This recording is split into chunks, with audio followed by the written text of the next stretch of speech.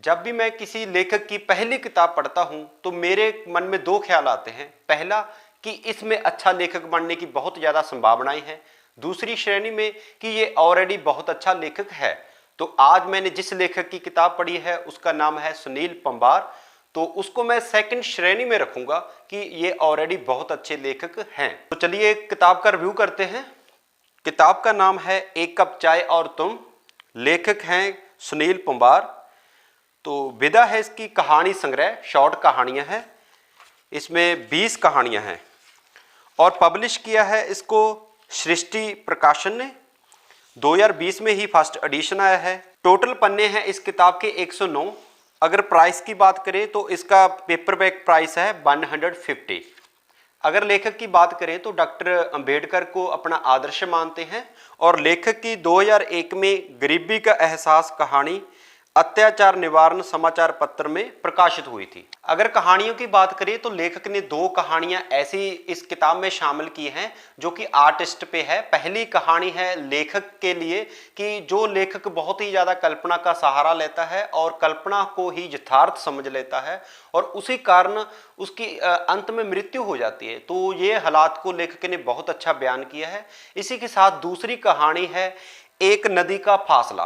तो इसमें लेखक ने बताया है कि एक आर्टिस्ट जो होता है ना, पेंटर, वो अपनी कला से किसी को किस तरह से खुश कर सकता है कि वो उस कला से प्रसन्न हो जाए। तो ये चीज भी आपको बहुत ज्यादा अच्छी लगेगी पढ़ने में। एक और कहानी है इश्क ऑनलाइन।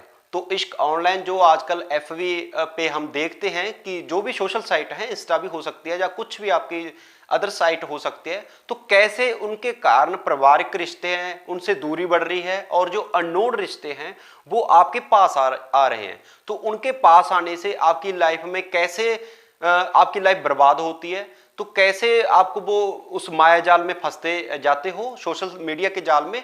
तो उस चीज को लेखक ने इस कहानी में बहुत अच्छा बयान किया है। मैंने वीडियो में शुरू में बताया था कि लेखक के जो आदर्श हैं वो डॉक्टर भीमराव अंबेडकर है। तो उन महान हस्ती की जो छाप है वो लेखक की कलम में आपको दिखेगी। जो सुखिया राम कैरेक्टर है वो आपको लगेगा कि जो भीमराव अंबेडकर की सोच थी, जो उनके क्वेश्चन थे, वो सभी लेखक ने बहुत ही अच्छा परोया है। और जो सुखिया राम कैरेक्टर है उनकी 3-4 कहानियां हैं। और मैं लेखक को बेनती करना चाहता हूं इस वीडियो के माध्यम से कि आप एक किताब ओनली सुखिया राम कैरेक्टर पे आप लिखें। शॉर्ट कहानियां ऐसी ही होनी चाहिए तो बहुत ही ज्यादा अच्छा रहेगा पाठक के लिए, समाज के लिए, कि उनको सेध मिलेगी। बाकी ये कैरेक्टर लेखक ने ऐसा गढ़ा है कि ये लेखक की पहचान बनेगा।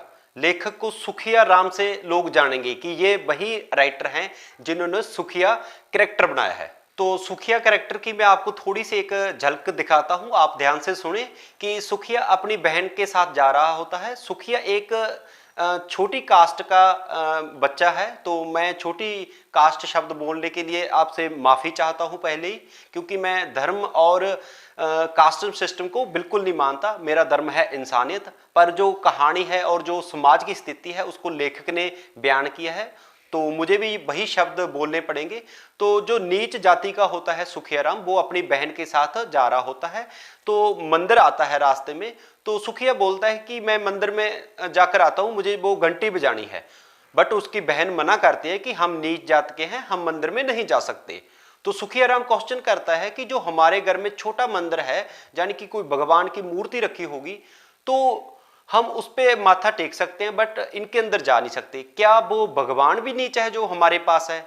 तो सुखियाराम की बहन के पास कोई जवाब नहीं होता, शायद आपके पास भी नहीं जवाब होगा। तो ऐसे ही जो क्वेश्चन है वो सुखिया कैरेक्टर है जो आपको बताता है, आपको सुनाता है, आपको समझाता है। एक और कहानी है सुखिया की, वो है पाठशाला। तो लेखक ने उस स्थिति को बयान किया है जब नीच जाति के जो बच्चे होते थे उनको स्कूल में अलग बैठने को बोला जाता था और जो पानी है वो अपना खुद लेकर आते थे।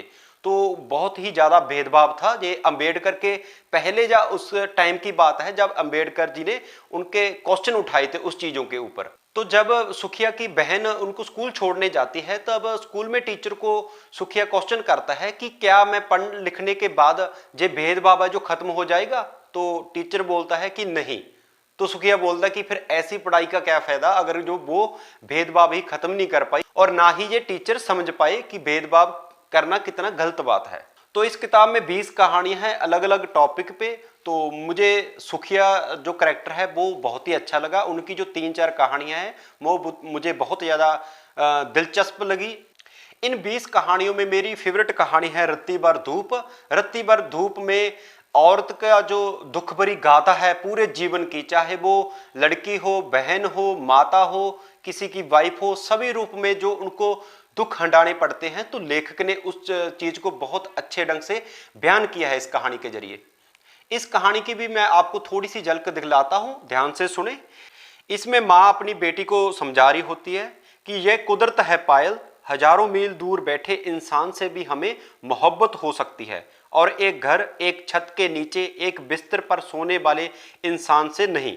दरअसल जब हम किसी अनजान व्यक्ति से शादी करते हैं, उसकी हर खुशी का ख्याल रखते हैं, उसके साथ सोते हैं और उसके बच्चे भी पैदा करते हैं, तब हम उससे प्यार नहीं बल्कि रीति रिवाजों को निभा रहे होते हैं जो हम पर थोप दी जाती है, डराकर, धमकाकर, मर्यादाओं की दुहाई देकर या फिर सजा के तौर पर। उसने अपनी बात बड़ी बेबाकी के साथ पूरी की। इसके साथ ही एक और झलक इसी कहानी की। दलीलें अदालत में पेश की जाती हैं पायल, जेल में नहीं। अब तो लगभग सजा पूरी ही हो गई है। मुझे अपनी नहीं बल्कि तुम्हारी फिक्र है पायल। मैं नहीं चाहती कि मेरी बेटी वही गलती करे जो मैंने की है। ये भारत है मेरी जान, जहां लड़कियां प्यार नहीं शादी करती हैं। जहां लड़कियां प्यार नहीं शादी करती हैं। लेखक सलाम है आपको ऐसी कलम के लिए। इस कहानी संग्रह की एक और विशेषता है कि जब भी कोई कहानी शुरू होती है तो उससे पहले पेज पे एक चित्र आता है जो कि उस कहानी के अनुरूप ही होता है। ऐसा स्कूली पुस्तकों में होता है और ये काम किया है आर्टिस्ट मनदीप सिंह ने, जो कि लेखक के बहुत अच्छे दोस्त हैं। इसीलिए उनका जो विवरण है वो किताब के शुरू में दिया हुआ है कि उन्होंने कितनी वो प्राप्तियां की हुई हैं, कितने बड़े वो चित्रकार हैं। तो आप उनका भी काम पसंद करोगे। जैसे ये चित्र है पहली कहानी में, तो ऐसे ही 20 कहानियों में 20 चित्र हैं उनके द्वारा बनाए हुए। बाकी इस किताब के बारे में जब मैंने सर्च किया तो मुझे पता चला कि ये 4-5 देशों में इसका प्रमोशन हुआ है और साथ में ही इसके ऊपर बहुत सारे कंपटीशन भी हुए हैं, जैसे सेल्फी कंपटीशन, क्योंकि किताब का नाम है एक कप चाय और तुम। तो उसके ऊपर चाय के साथ जिसकी अच्छी सेल्फी थी तो उनको प्राइज भी दिए गए। तो ये बातें मैं बहुत ज़्यादा कहने वाला था, बट जब मैंने ये किताब पढ़ ली, जब मैंने ये कहानियाँ पढ़ ली, तो मुझे लगता है कि अब ये कहने की ज़रूरत ही नहीं है। क्योंकि मैं आपको दावे से कह सकता हूँ कि ऐसा कोई भी पाठक नहीं होगा जो निराश होगा ये किताब पढ़ने के बाद। आपको लगेगा कि यार ये किताब मैंने पहले क्यों नहीं पढ़ी। तो साथ में आप मेरी भी तारीफ करोगे कि मैंने आपको एक अच्छी बुक सजेस्ट की है। और अच्छी बुक्स के सजेशन के लिए आप ये चैनल को सब्सक्राइब करो और वीडियो को ज़्यादा से ज़्यादा शेयर करो। और मैं आपसे दोबारा फिर बेनती करता हूँ कि ये किताब आप जरूर पढ़ें, आपको बहुत ही ज़्यादा अच्छी लगेगी ये किताब। तो मिलते हैं किसी और किताब के साथ, तब तक के लिए जिंदगी जिंदाबाद।